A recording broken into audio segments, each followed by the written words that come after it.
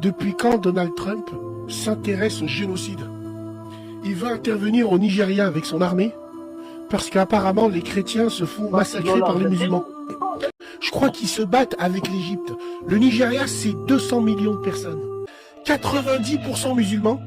Donald Trump a lancé un message au président du Nigeria. Il lui a dit de faire le nécessaire pour protéger les chrétiens, sinon il interviendrait militairement dans ce pays pour décimer les islamistes qui les massacrent.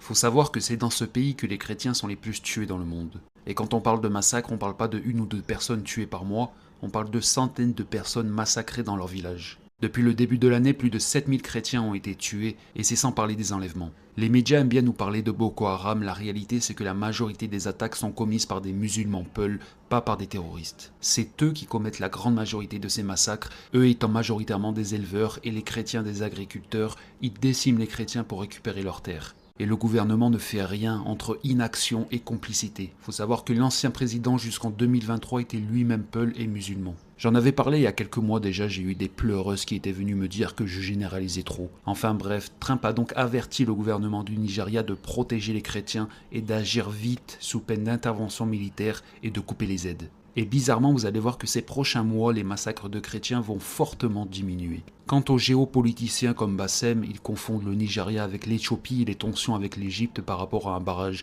Et le Nigeria, c'est 50% de musulmans, 50% de chrétiens.